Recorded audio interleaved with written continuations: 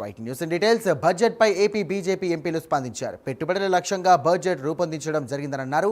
MP Purandeswari ప్రతి వర్గానికి కూడా నిజమైన సంక్షేమం, అభివృద్ధి అందించాలన్నది బీజేపీ లక్ష్యమన్నారు. ఇక వైసీపీ నేతలకు బడ్జెట్ పై అవగాహన లేకుండా మాట్లాడుతున్నారని అన్నారు ఎంపీ. అలాగే సీఎం రమేష్ ఇక వారికి దాచుకోవడం తప్ప మరో ఆలోచన లేదన్నారు.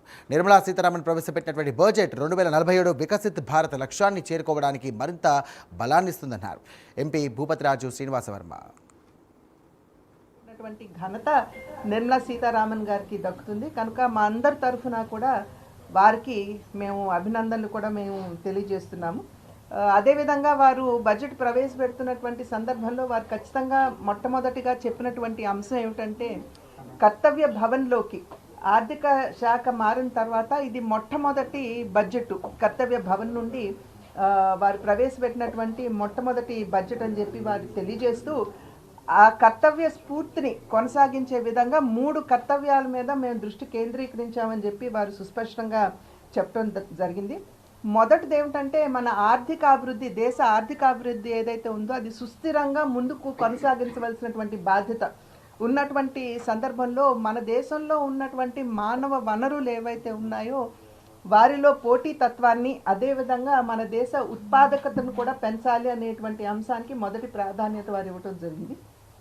రెండవ అంశంగా వారు చెప్పినటువంటి విషయం దేశంలో ఉన్నటువంటి ప్రజల యొక్క ఆకాంక్షల మేరకు ప్రతి ఒక్క వర్గానికి సంక్షేమం, నిజమైన సంక్షేమం మరియు అభివృద్ధి అందించే దిశగా ఈ యొక్క బడ్జెట్ ఉంటుంది అని చెప్పి వారు తెలియజేసినటువంటి విషయం.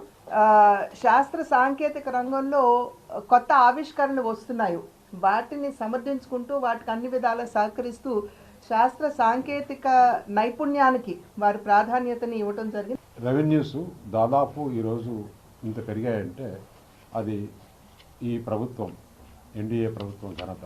ముఖ్యంగా ప్రధానమంత్రి నరేంద్ర మోడీ గారు, మన ఫైనాన్స్ మినిస్టర్ నిర్మలా సీతారామన్ గారు, క్యాబినెట్ అంతా కలిపి ఒక సమిష్టి కృషితో రావడం జరిగింది.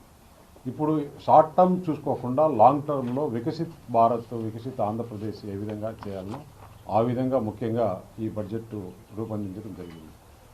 ఆంధ్రప్రదేశ్లో నిన్న కొంతమంది వైఎస్ఆర్సీపీ వాళ్ళు మాట్లాడుతున్నారు అసలు బడ్జెట్ గురించి, లేదంటే బడ్జెట్ ఏ విధంగా ఉంటుంది, ఎలా ఉండాలి, ఏం చేస్తే ఆంధ్రప్రదేశ్కి మేలు జరుగుతుంది, ఏం చేస్తే భారతదేశానికి మేలు జరుగుతుందనే ఆలోచన కానీ అవగాహన కానీ మాట్లాడిన వారికి ఎవరికి లేదు.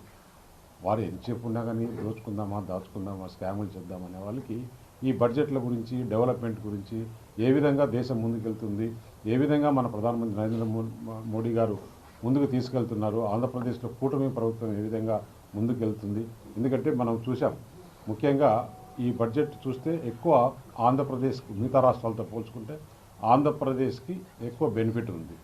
ఈ బడ్జెట్ ఏదైతే 2047 నాటికి వికసిత్ భారత్ లక్ష్యాన్ని చేరుకోవడానికి మరింత బలాన్ని ఇచ్చే విధంగా ఉందనేటువంటి విషయం అర్థమవుతూ ఉంది. వరుసగా 9వసారి నిర్మలా సీతారామన్ గారు మొట్టమొదటిసారిగా కర్తవ్య పద నుండి సమర్పించినటువంటి బడ్జెట్ అది.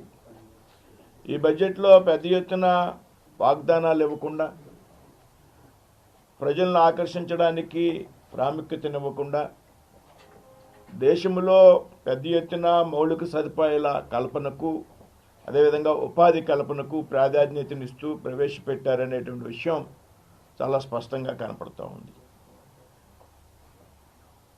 ఒక సుస్థిరమైనటువంటి ప్రగతి కోసం ఈ బడ్జెట్ ప్రవేశపెట్టారనేటువంటి విషయం కూడా మనకు అర్థమవుతోంది.